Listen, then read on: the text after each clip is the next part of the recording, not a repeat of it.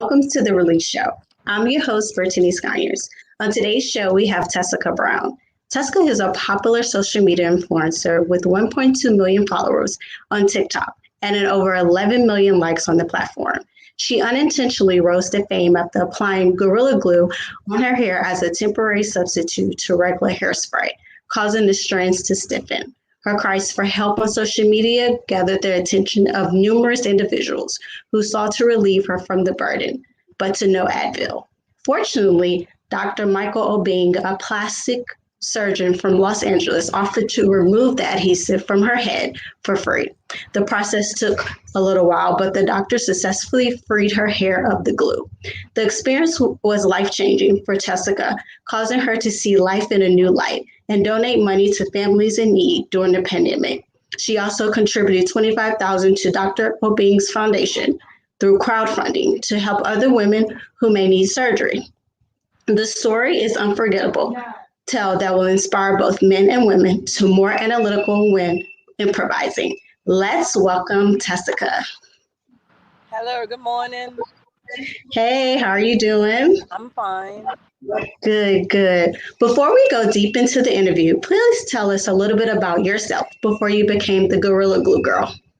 Yes, I was a fiance, mother of 5, stepmom of 4. I have a dance team. I have a daycare center. I was just like regular girl, I guess.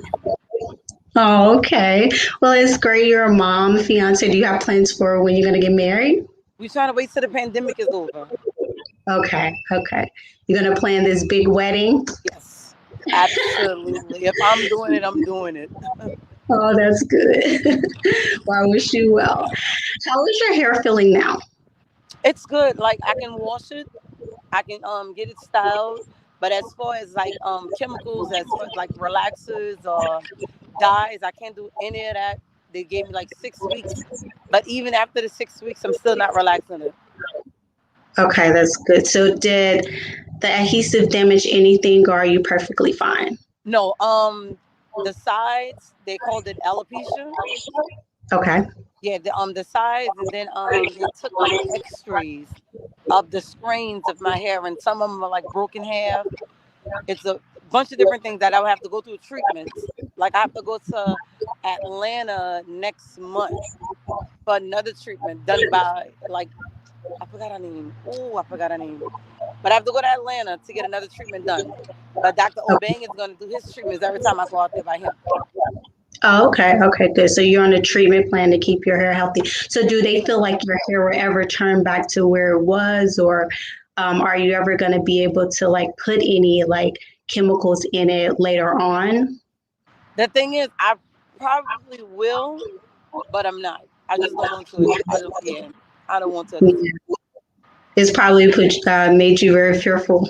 Yeah, I'm gonna be natural for a while. I'll do the wigs, but Hmm. I'm gonna be natural for a while. We know you have been asked this question multiple times, but we'd like to know what compelled you to apply the adhesive on your hair despite it not being for that purpose. Well, again, I used the got to be glue spray, and when I sprayed the can, air came out. And at one point, my hair and my nails is something that I think I went all the way overboard with when it came to making sure everything was in place. So when the air came out the can, I'm running all around the house looking for something else I can spray on my head to keep my flyaways from flying away. And I Mhm. ran past my refrigerator, and there was the Gorilla Glue spray. So I just figured I can spray it, and when I'm done, when I come home, I can wash it out. But when I got in the shower, it's like the water just trickled off my head, like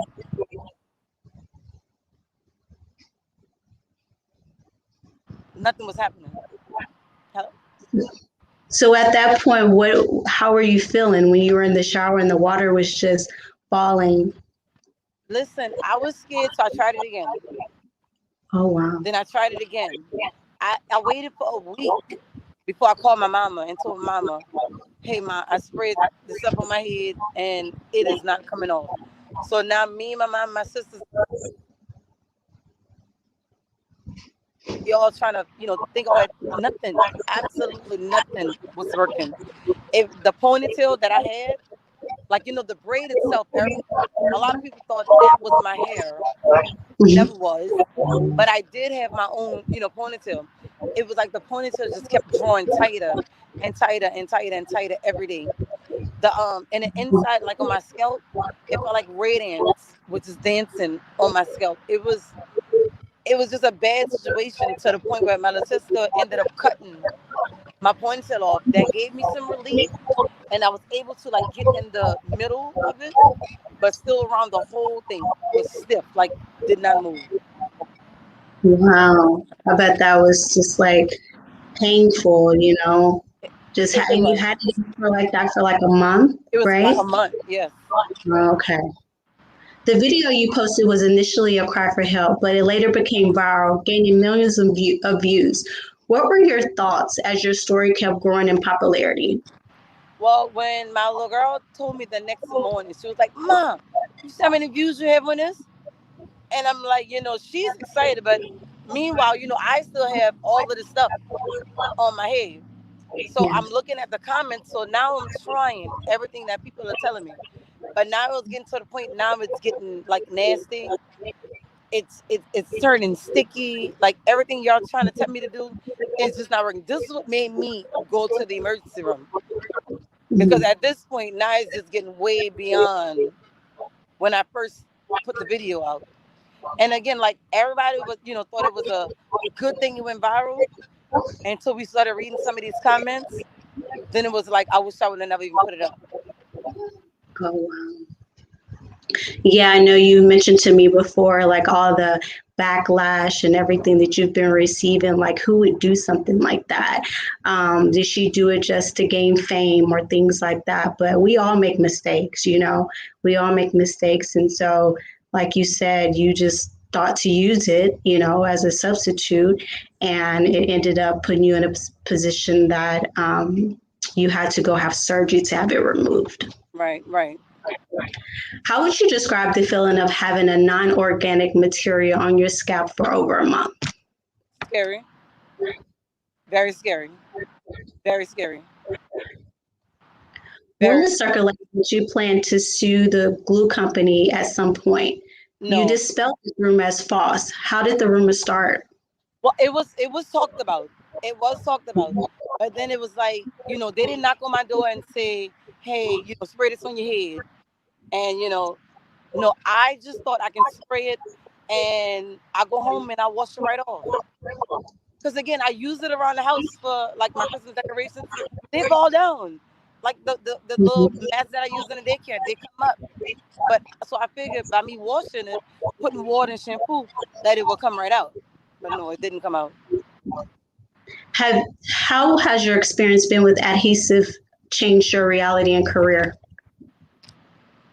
Oh, well, I still have the dance team, still have my daycare center. I don't like a couple of things that people were saying about why would you send your child to her daycare.